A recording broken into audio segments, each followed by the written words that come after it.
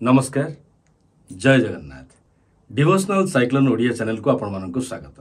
महाप्रभु श्री जगन्नाथ विषय रे अनेक कहानी तो आपण माने सुनिले आ आपण मानकर भल पाइबा मध्य देइचंती। सबु तांकरी इच्छा, तांकरी इच्छा रे मलय बहे, तांकरी इच्छा रे प्रलय हुए।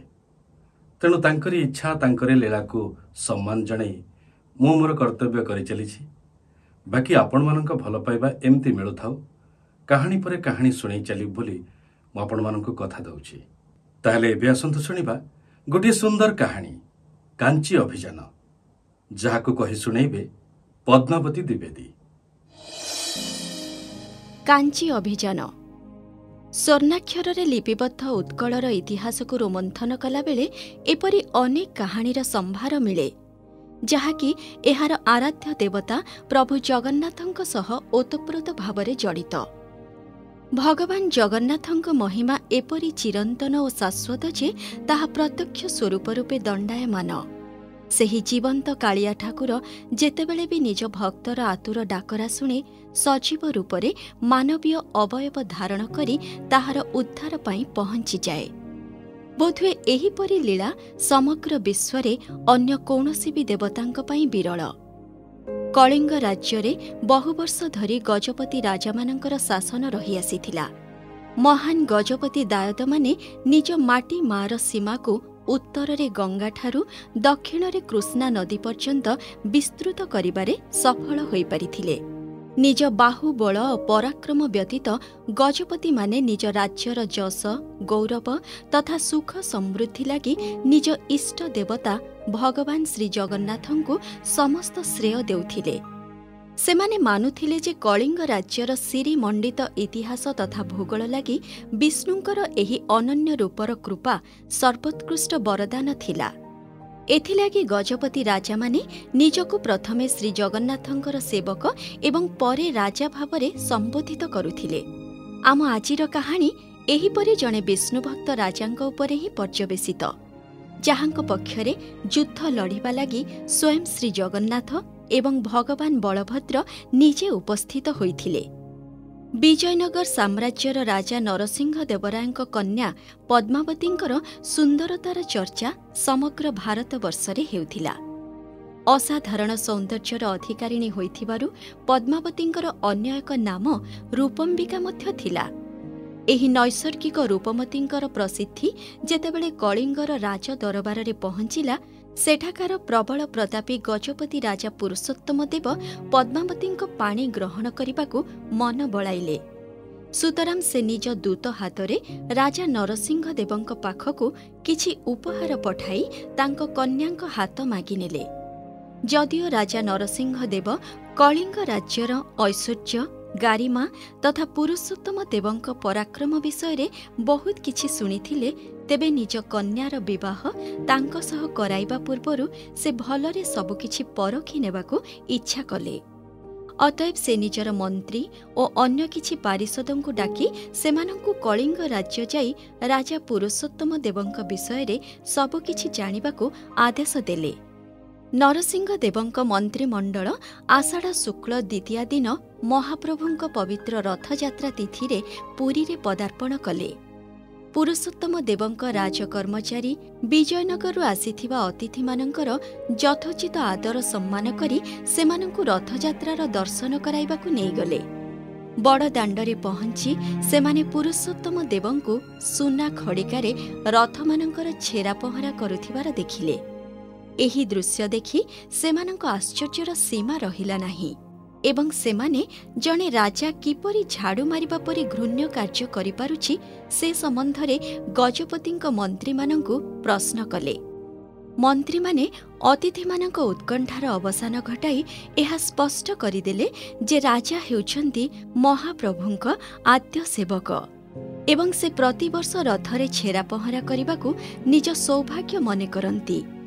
एही उत्तर शुणी नरसिंहंक मंत्री मानंक हृदय वितृष्णारे भरीगला ओ सेमाने जणे राजा होई एहीपरि जमादारंक कार्य करुथिबारु पुरुषोत्तमंकु हीन दृष्टिरे देखिबाकु लागिले। विजयनगर प्रत्यावर्तन कला परे सेमाने राजा नरसिंह देवंकु कलिंगरे घटिथिबा समस्त वृत्तांत शुणाइले। ଯାହାକୁ ଶୁଣି ନରସିଂହଦେବ ମଧ୍ୟ ଗଜପତିଙ୍କୁ ଏକ ସାଧାରଣ ଝାଡ଼ୁଦାର ମନେକରି ଉପହାସ କରିବାକୁ ଲାଗିଲେ। ଜଣେ ଜମାଦାର ସହ ନିଜ କନ୍ୟାର ବିବାହ କରାଇବାକୁ ସେ କଦାପି ଚାହିଁଲେ ନାହିଁ ଏବଂ ପୁରୁଷୋତ୍ତମ ଦେବଙ୍କ ପ୍ରତି ଯେତେ ଅସମ୍ମାନ ଓ କଟୁତା ତାଙ୍କ ହୃଦୟରେ ଥିଲା ସବୁକୁ ଏକ ପତ୍ରରେ ଲେଖି କଳିଙ୍ଗ ରାଜ୍ୟ ପଠାଇଦେଲେ। ଗଜପତିଙ୍କ ରାଜଦରବାରରେ ବିଜୟନଗରରୁ ଆସିଥିବା ଦୂତ ଯେତେବେଳେ ସେହି ପତ୍ରଟି ପଢ଼ୁଥିଲା, ପ୍ରତ୍ୟେକ ଉଚ୍ଚାରିତ ଶବ୍ଦରେ ବୋଳା ହୋଇଥିବା ନିଷ୍ଠୁର ଅପମାନର ଗ୍ଲାନି ତୀର ସଦୃଶ ଗଜପତିଙ୍କ ଅନ୍ତରକୁ ଭେଦ କରିଯାଉଥିଲା। ପୁରୁଷୋତ୍ତମ ଦେବ ଏବେ ନିଜର ସମସ୍ତ ଧୈର୍ଯ୍ୟ ହରାଇ ସାରିଥିଲେ। କ୍ରୋଧ ଜର୍ଜରିତ ଗଜପତି ଦୂତର ଫେରିବା ପରେ ପରେ ହିଁ କାଞ୍ଚି ଉପରେ ଆକ୍ରମଣ କରିବାକୁ ନିଷ୍ପତ୍ତି ନେଲେ। ତେବେ କାଞ୍ଚି ଉପରେ ପ୍ରଥମ ଆକ୍ରମଣ କରିଥିବା କଳିଙ୍ଗର ସେନା କେଉଁଠି ବି ତିଷ୍ଠି ପାରିଲା ନାହିଁ। ବିଜୟନଗରର ବିଶାଳ ସୈନ୍ୟବାହିନୀ ସମ୍ମୁଖରେ ଗଜପତିଙ୍କ ସୈନିକ ଛତ୍ରଭଙ୍ଗ ଦେଲେ। ପୂର୍ବରୁ ଅପମାନିତ ପୁରୁଷୋତ୍ତମ ଦେବ ଏହି ପରାଜୟର ଗ୍ଲାନିରେ ସତେ ଯେପରି ଭାଙ୍ଗି ପଡ଼ିଲେ। ବୋଝ ଉପରେ ନଳିତା ବିଡ଼ା ପରି ଏହି ଜ୍ୱାଳା ତାଙ୍କୁ ଅସହନୀୟ କଷ୍ଟ ଦେଉଥିଲା। ସୁତରାଂ ଅନ୍ୟ କୌଣସି ଉପାୟ ନ ପାଇ ରାଜା ପ୍ରଭୁ ଶ୍ରୀ ଜଗନ୍ନାଥଙ୍କ ନିକଟରେ ଅଧିଆ ପଡ଼ିଲେ। ଚତୁର୍ଦ୍ଧା ମୂର୍ତ୍ତିଙ୍କ ପାଦତଳେ ପଡ଼ି ଗଜପତି ନିଜକୁ ଉଦ୍ଧାର କରିବା ଲାଗି ଆକୁଳ ପ୍ରାର୍ଥନା କରିବାକୁ ଲାଗିଲେ। ମହାପ୍ରଭୁଙ୍କ ପ୍ରତି ପ୍ରଗାଢ଼ ଭକ୍ତି ପୁରୁଷୋତ୍ତମ ଦେବଙ୍କ ମନରେ ପୂର୍ବାପେକ୍ଷା ଆହୁରି ଅଧିକ ଆତ୍ମବିଶ୍ୱାସର ସଞ୍ଚାର କଲା, ଯାହାକୁ କି ପାଥେୟ କରି ସେ ପୁନର୍ବାର କାଞ୍ଚି ବିଜୟ କରିବାକୁ ଅଗ୍ରସର ହେଲେ। କାଞ୍ଚି ଆଡ଼କୁ ମାଡ଼ି ଚାଲିଥିବା ସେନା ସହ ଅଶ୍ୱାରୋହୀ ମହାରାଜାଙ୍କ ସାମ୍ନାକୁ ହଠାତ୍ ଜଣେ ଗୌଡ଼ୁଣୀ ଆସି ତାଙ୍କୁ ରୋକିଦେଲା। ଏହିପରି ମଝିରେ ରୋକାଯିବା ଦ୍ୱାରା ବିଜୟ ଆଡ଼କୁ ଅଗ୍ରସର ସେନାର ଅନୁକୂଳ ବିଗିଡ଼ିଯିବା ଆଶଙ୍କା କରି ଗଜପତି ସାମାନ୍ୟ ରୁଷ୍ଟ ବି ହେଲେ। ତେବେ ନିଜ ରାଜଧର୍ମର ପାଳନ କରିବାକୁ ଯାଇ ସେ ନିଜ ପ୍ରଜାରୂପୀ ସେହି ଗୌଡ଼ୁଣୀଟିର ଗୁହାରି ଶୁଣିବାକୁ ମନସ୍ଥ କଲେ। ହେ ଗୌଡ଼ୁଣୀ, ତତେ କ'ଣ ଏତେ ବିଶାଳ ସମରସଜ୍ଜା ଦୃଶ୍ୟମାନ ହେଉନି? ତୁ କ'ଣ ଜାଣିନୁ ଯେ ବିଜୟ ପଥେ ଅଗ୍ରସର ସେନାକୁ ମଝିରେ ଅଟକେଇବା ଏକ ଅଶୁଭ ସଙ୍କେତ? କହ, କିଏ ତୁ ଏବଂ କ'ଣ ତୋର ଅଭିପ୍ରାୟ? ରୁକ୍ଷ ଗଳାରେ ଗଜପତି ପ୍ରଶ୍ନ କଲେ।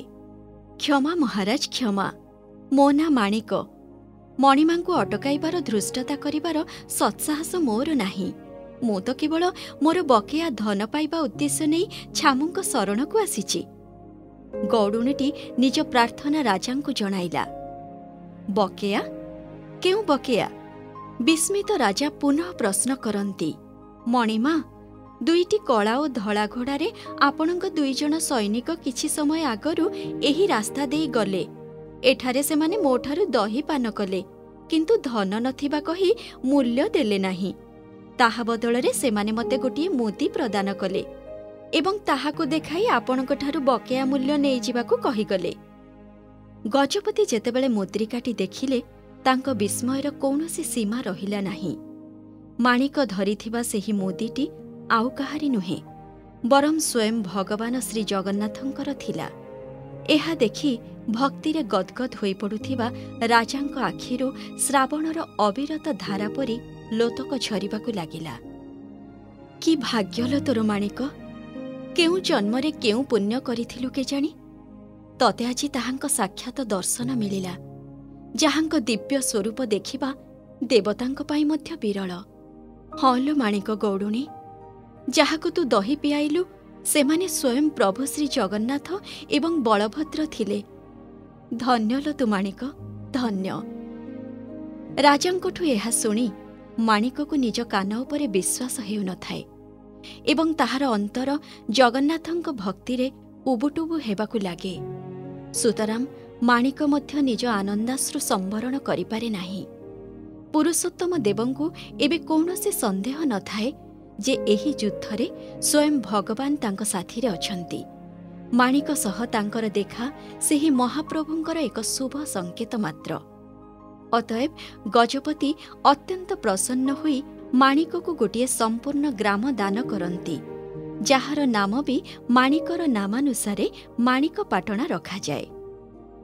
ମାଣିକଠାରୁ ବିଦାୟ ନେଇ ଦୁଇଗୁଣା ଆତ୍ମବିଶ୍ୱାସରେ ଉତ୍ସାହିତ ରାଜା ଏଥର ନିଜ ସୈନ୍ୟଙ୍କ ସହ ପୁନଃ କାଞ୍ଚି ଉପରେ ଚଢ଼ାଉ କରନ୍ତି। ଯୁଦ୍ଧଭୂମିରେ କଳା ଘୋଡ଼ା ଓ ଧଳା ଘୋଡ଼ା ଉପରେ ବିରାଜମାନ କୃଷ୍ଣ ବଳରାମଙ୍କ ଯୋଡ଼ିକୁ ଅବା କିଏ ରୋକିପାରିଥାନ୍ତା? ଅତଃ ବିଜୟନଗର ସେନା ପ୍ରାଣ ବିକଳରେ ଛତ୍ରଭଙ୍ଗ ଦିଅନ୍ତି। ପରାଜିତ ରାଜା ନରସିଂହଦେବ ସନ୍ଧିର ସର୍ତ୍ତ ପ୍ରକାରେ ରାଜକୁମାରୀ ପଦ୍ମାବତୀଙ୍କୁ ଗଜପତିଙ୍କ ପାଖରେ ସମର୍ପି ଦିଅନ୍ତି। ନିଜ ଅପମାନର ହଳାହଳ ଅଗ୍ନିରେ ଜଳୁଥିବା ପୁରୁଷୋତ୍ତମ ଦେବଙ୍କ କ୍ରୋଧ ପ୍ରତିଶୋଧ ନେବାକୁ ଏବେ ସମ୍ପୂର୍ଣ୍ଣ ରୂପେ ପ୍ରସ୍ତୁତ ହୋଇ ରହିଥାଏ। ସୁତରାଂ ସେ ନିଜ ମନ୍ତ୍ରୀଙ୍କୁ ଡାକି ଆଦେଶ ଦିଅନ୍ତି ଯେ ସେହି ନିର୍ଲଜ ନରସିଂହ ଦେବର ଝାଡ଼ୁଦାରଙ୍କ ପ୍ରତି ବହୁତ ଘୃଣାଭାବ ଅଛି ନା? ବେଶ୍, ଏବେ ତା କନ୍ୟାର ବିବାହ ମଧ୍ୟ ସେହିପରି ଏକ ଝାଡ଼ୁଦାର ସହିତ ହିଁ ସମ୍ପାଦିତ କରାଯିବ। ଏହା ହିଁ ନରସିଂହ ଦେବର ଦର୍ପ ଚୂର୍ଣ୍ଣ କରିବାକୁ ପ୍ରଯୁଜ୍ୟ ଦଣ୍ଡ ହେବ। ଯାଅ, ପଦ୍ମାବତୀର ବିବାହ ଲାଗି ଏହିପରି ଗୋଟିଏ ପାତ୍ରର ବନ୍ଦୋବସ୍ତ କର। ସହୃଦୟ ମନ୍ତ୍ରୀ ସଦାଚାରୀ ଏବଂ ଦୟାଳୁ ଥିଲେ। ସେଥିପାଇଁ ତାଙ୍କୁ ଫୁଲ ପରି କୋମଳ ରାଜଜେମାଙ୍କ ପ୍ରତି ଏହିପରି ନିଷ୍ଠୁର ବ୍ୟବହାର ଅନୈତିକ ମନେ ହେଲା। ତେବେ ରାଜାଙ୍କ ଆଦେଶ ଅମାନ୍ୟ କରିବା ଜୁ ବି ତାଙ୍କଠାରେ ନଥିଲା। ଅତଏବ ନିଜ ବୁଦ୍ଧିମତାର ପ୍ରୟୋଗ କରି ସେ ଏକ ଅଭିନବ ଉପାୟ ପାଞ୍ଚିଲେ। ସେ ପଦ୍ମାବତୀଙ୍କୁ ନିଜ ଘରେ ନିଜ ଝିଅ ପରି ରଖି ପାଳିବାକୁ ଲାଗିଲେ ଏବଂ ଆଗାମୀ ରଥଯାତ୍ରା ବେଳେ ଛେରା ପହଁରା କରୁଥିବା ସମୟରେ ଗଜପତିଙ୍କ ସହ ତାଙ୍କୁ ବିବାହ କରାଇଦେଲେ। ନିଜ ମନ୍ତ୍ରୀଙ୍କ ଚତୁରତାରେ ପ୍ରସନ୍ନ ହୋଇ ପୁରୁଷୋତ୍ତମ ଦେବ ମଧ୍ୟ ନିଜ ସମସ୍ତ ରାଗ ଅଭିମାନ ଭୁଲି ପଦ୍ମାବତୀଙ୍କୁ ସହର୍ଷ ଗ୍ରହଣ କରିନେଲେ। ଆଜି ମଧ୍ୟ ରଥଯାତ୍ରା ସମୟରେ ଗଜପତି ରାଜାଙ୍କ ଦ୍ୱାରା 3 ରଥରେ ଛେରା ପହଁରା କରାଯିବାର ବିଧି ପ୍ରଚଳିତ ଅଛି। ଆଜିର କାହାଣୀଟି ଆପଣଙ୍କୁ କେମିତି ଲାଗିଲା ନିଶ୍ଚୟ କମେଣ୍ଟ ମାଧ୍ୟମରେ ଜଣାଇବେ। ଆମର କାହାଣୀ ଯଦି ଭଲ ଲାଗୁଥାଏ ତାହେଲେ ଆମକୁ ଉତ୍ସାହିତ କରିବେ ଲାଇକ୍, କମେଣ୍ଟ ଆଉ ସେୟାର କରି। ସବସ୍କ୍ରାଇବ୍ ନିଶ୍ଚୟ କରନ୍ତୁ। ଆଉ ଗୋଟେ ଅଧ୍ୟାୟରେ ନିଶ୍ଚୟ ଦେଖା ହେବ। ସେ ପର୍ଯ୍ୟନ୍ତ ରହୁଛି, ନମସ୍କାର।